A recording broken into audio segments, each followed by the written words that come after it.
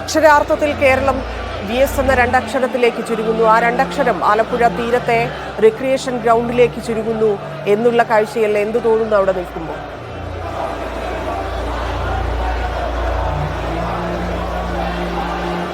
കേരളത്തിന്റെ വിപ്ലവ തേജസ്സിന് യാത്ര അയക്കാനുള്ള എല്ലാ ഒരുക്കങ്ങളും നിലവിൽ പൂർത്തിയായിട്ടുണ്ട്.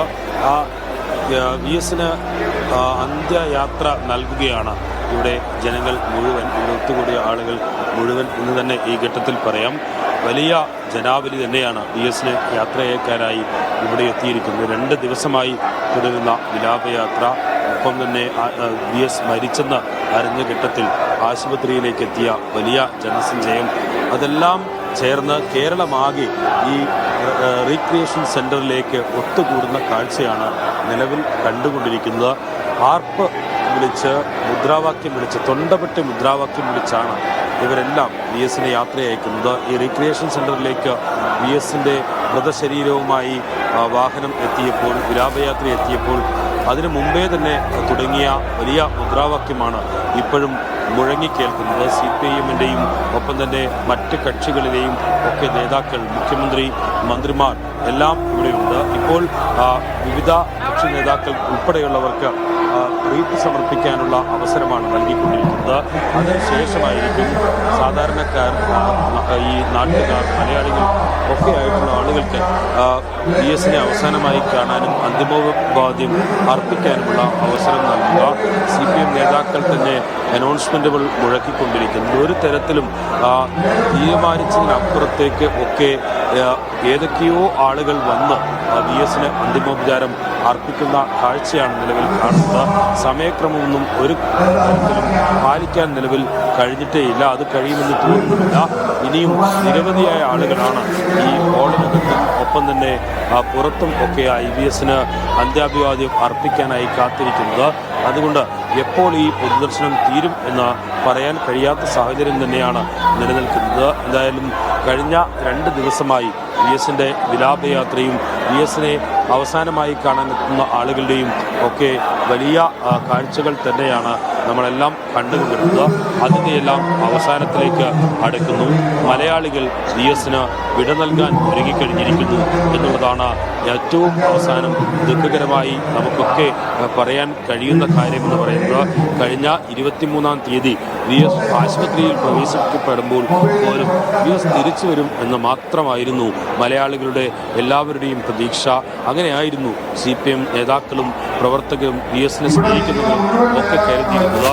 പക്ഷേ വലിയ പോരാട്ടം മരണത്തോടും നടത്തി ഒടുവിൽ മരണത്തിന് കീഴടങ്ങുകയാണ് VS. വേറെ ഒരിടത്തും പാർട്ടിയോടോ അല്ലെങ്കിൽ വലിയ തരത്തിലുള്ള ചൂഷണങ്ങൾ നേരിട്ട കാലത്ത് ഒക്കെയും ഭൂപ്രഭുക്കൾക്കെതിരായ പോരാട്ടമുണ്ടായിരുന്നു. അങ്ങനെ ജന്മികൾക്കെതിരായ പോരാട്ടമുണ്ടായിരുന്നു. അന്നൊന്നും തളരുകയോ ഒരു തരത്തിലും ആ പോരാട്ടം അവസാനിപ്പിക്കുകയോ ചെയ്യാത്ത VS ആണ് ഇപ്പോൾ നിലവിൽ എല്ലാ പോരാട്ടങ്ങളും അവസാനിപ്പിച്ച് ആ പോരാട്ടത്തിൻ്റെ വിപ്ലവ ഊർജം മലയാളത്തിന്, കേരളത്തിന് കൈമാറിക്കൊണ്ട് വിടവാങ്ങാൻ ഒരുങ്ങുന്നത്. അതിനി അധിക സമയമില്ല എന്ന യാഥാർത്ഥ്യമാണ് മലയാളികൾ ഉൾക്കൊണ്ടുകൊണ്ടിരിക്കുന്നത്. അതുകൊണ്ട് തന്നെയാണ് ഈ ജനസഞ്ചയം, ജനസാഗരം ഇങ്ങോട്ട് ഒഴുകിയെത്തിക്കൊണ്ടിരിക്കുകയും ചെയ്യുന്നത്. VSന് അല്പസമയത്തിനും അകം വിട നൽകും. വലിയ ചുടുകാട്ടിലേക്ക് VSനെ അല്പസമയത്തിനകം എത്തിക്കും. അത് ഈ കൂടി നിൽക്കുന്ന ജനസാഗരം പൂർണ്ണമായും VSനെ കണ്ട് അന്ത്യാഭിവാദ്യം അർപ്പിച്ച ശേഷമായിരിക്കും വലിയ ചുടുകാട്ടിലേക്ക് അദ്ദേഹത്തിൻ്റെ മൃതദേഹം എത്തിക്കുക. എന്തായാലും മുഖ്യമന്ത്രി പിണറായി വിജയൻ ഉൾപ്പെടെയുള്ളവർ, CPM നേതാക്കൾ ഉൾപ്പെടെയുള്ളവർ ആദ്യം VSന് മരണം സംഭവിച്ച SUT ആശുപത്രി മുതൽ VSൻ്റെ വിലാപയാത്രയിൽ ഒക്കെ ഉടനീളം ഗോവിന്ദൻ മാഷും MA ബേബിയും ഉൾപ്പെടെയുള്ളവരൊക്കെ അനുഭവിച്ചുകൊണ്ടിരിക്കുകയായിരുന്നു. പിണറായി വിജയൻ രാവിലെ തന്നെ ഇന്ന് CPMൻ്റെ ജില്ലാ കമ്മിറ്റി ഓഫീസിൽ എത്തുകയും ചെയ്തു. അങ്ങനെ പൂർണ്ണമായും VS എന്ന CPM ഉണ്ടാക്കിയ നേതാവിന് എത്രമാത്രം അംഗീകാരം കൊടുക്കണം, എത്രമാത്രം ആദരവ് കൊടുക്കണം, ആ ആദരവാണ് നിലവിൽ ഇപ്പോൾ നൽകിക്കൊണ്ടിരിക്കുന്നത്. കേരളത്തിൽ ഒരു പക്ഷേ മറ്റൊരാൾക്കും കിട്ടാത്തത്രയും വലിയ ആദരം സ്നേഹമാണ് വി എസിനോട് കേരളം കാട്ടിക്കൊണ്ടിരിക്കുന്നത് എന്ന് പറയാതിരിക്കാൻ കഴിയില്ല. പലരുടെയും വിലാപയാത്രകൾ ഒരുപാട് കേരളം കണ്ടിട്ടുണ്ട്. ഏറ്റവും അവസാനം ഉമ്മൻചാണ്ടിയുടേതുണ്ട്.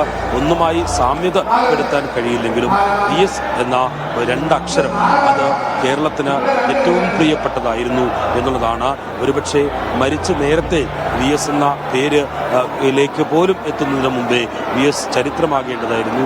അവിടെ നിന്നൊക്കെ പോരടിച്ച് വളർന്നു വന്നതാണ് വി എസ്. 15-ാം വയസ്സിൽ കേരളത്തിൻ്റെ പൊതുപ്രവർത്തന മേഖലയിലേക്ക് കടന്നു വന്ന വി എസ്.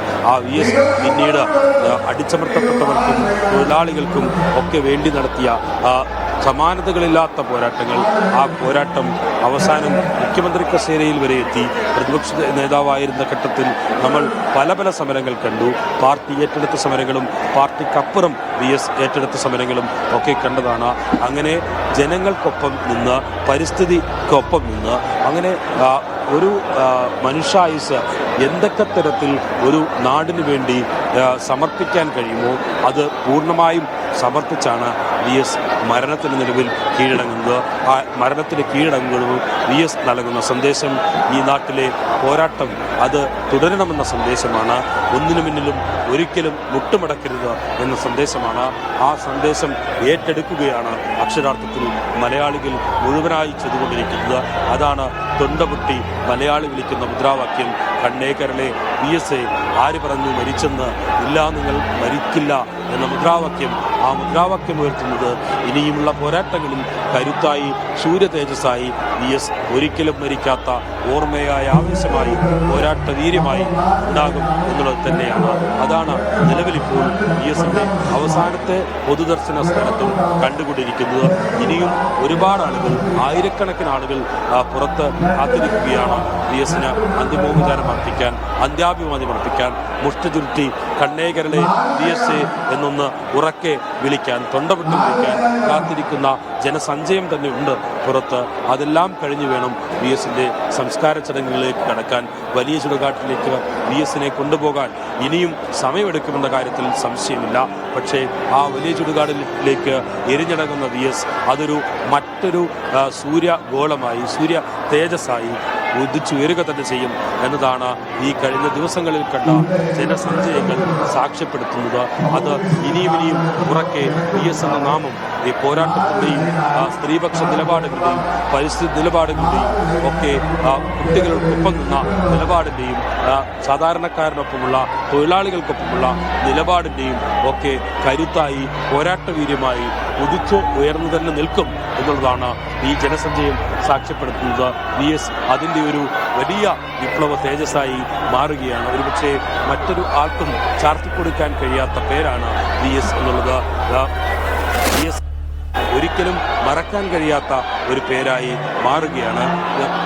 ഇനിയുള്ള തലമുറയ്ക്ക് പോലും വി എസ് എന്നാൽ കേരളത്തിൻ്റെ പല ഘട്ടങ്ങളിലും തകർന്നു പോയപ്പെടുമായിരുന്ന കേരളത്തെ പിടിച്ചുയർത്തിയ നേതാവിൻ്റെ പേരായി എഴുതി വെക്കപ്പെടും.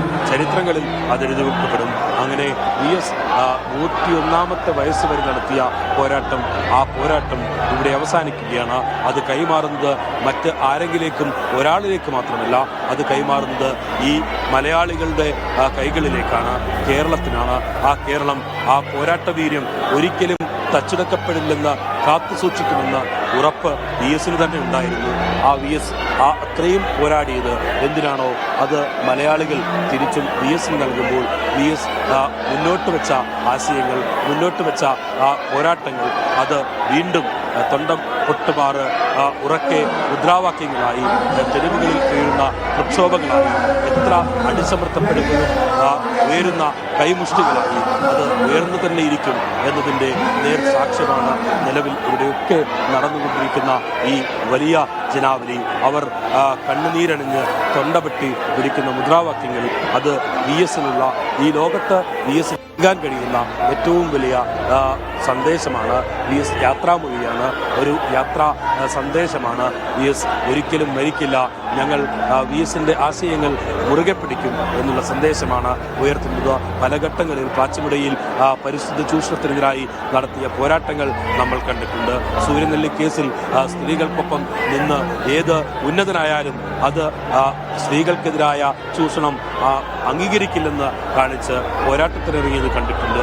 ഇപ്പോൾ വെള്ളാപ്പള്ളി നടേശനെതിരായ ചർച്ചകൾ ഒക്കെ ഉയരുന്ന ഘട്ടത്തിൽ വെള്ളാപ്പള്ളി എന്ത് തരത്തിലുള്ള ഒരു സമുദായ നേതാവായാലും അയാളുടെ ജാതി നേതാവായാലും അയാളുടെ ജാതിയോ അപ്രമാദിത്വമോ ഒന്നും നോക്കാതെ താൻ ജനങ്ങൾക്കൊപ്പമാണെന്ന് പ്രഖ്യാപിച്ച് കോടതിയിലൂടെ കയറുന്നത് നമ്മൾ കണ്ടതാണ്.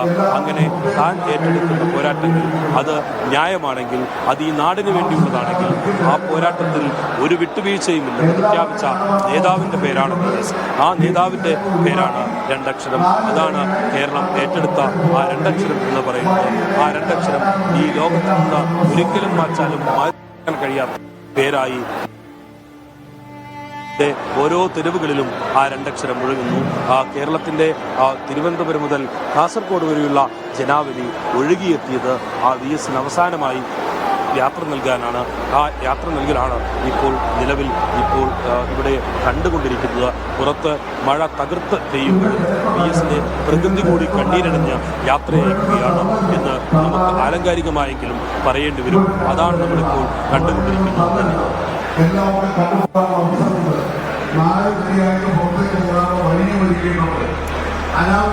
ശരി, VSന്റെ ഭൗതികദേഹം ഇപ്പോൾ ആലപ്പുഴ ബീച്ചിലെ റിക്രിയേഷൻ ഗ്രൗണ്ടിലാണുള്ളത്. അവസാനത്തെ പൊതുദർശനമാണ്.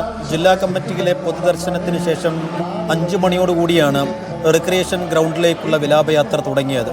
3 കിലോമീറ്ററേ ഉള്ളൂ എന്ന് ഓർക്കണം ജില്ലാ കമ്മിറ്റി ഓഫീസിൽ നിന്നും റിക്രിയേഷൻ ഗ്രൗണ്ടിലേക്ക്. പക്ഷേ 1 മണിക്കൂർ സമയമാണ് എടുത്തത് ആ വിലാപയാത്ര റിക്രിയേഷൻ ഗ്രൗണ്ടിലേക്ക് എത്താൻ. റിക്രിയേഷൻ ഗ്രൗണ്ടിൽ എത്തിച്ചതിന് ശേഷം VSന്റെ ഭൗതികദേഹത്തിൽ ദേശീയ പതാക പുതപ്പിക്കുന്നു.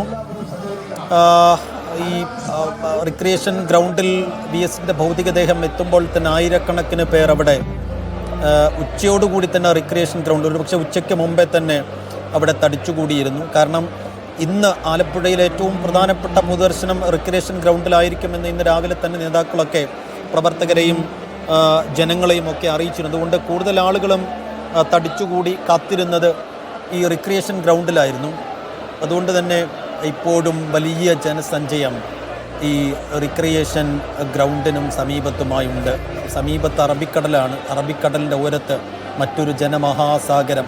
പ്രിയപ്പെട്ട ജനനായകന്, പോരാട്ട നായകന്, സമരനായകന് യാത്ര നൽകാൻ വേണ്ടി, വിട പറയാൻ വേണ്ടി ഒരുമിച്ച് കൂടി എന്നുള്ളത് ഒരു ചരിത്ര മുഹൂർത്തം തന്നെയാണ്. കേരളത്തിലെ ചരിത്രത്തിൽ അടയാളപ്പെടുത്തേണ്ട ദൃശ്യങ്ങളും സാക്ഷ്യപ്പെടുത്തലുകളും തന്നെയാണ് നമ്മൾ റിക്രിയേഷൻ ഗ്രൗണ്ടിൽ നിന്നും കാണുന്നത്. മഴയുണ്ടാകും എന്ന സാധ്യത മുൻനിർത്തിയാണ് അവിടെ മഴ കൊള്ളാതെ തന്നെ പൊതുദർശനത്തിനുള്ള സൗകര്യങ്ങൾ, അതിനുള്ള സംവിധാനങ്ങളെല്ലാം പാർട്ടി ഒരുക്കിയത്. അത് എന്തുകൊണ്ടും നന്നായി എന്ന് മാത്രമേ ഈ ഘട്ടത്തിൽ പറയാൻ കഴിയുകയുള്ളൂ. കാരണം പുറത്ത് മഴ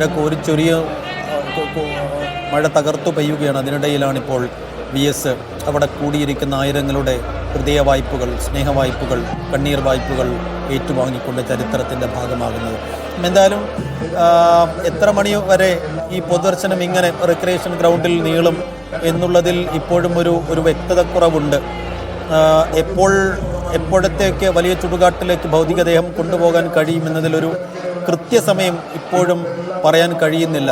കാരണം അത് VSന്റെ വിയോഗ വാർത്ത വന്നത് മുതൽ ഈ സമയം വരെ ഒരു കാര്യവും സമയനിഷ്ഠയോടുകൂടിയല്ല നടന്നത്, മുൻനിശ്ചയപ്രകാരമല്ല നടന്നത്.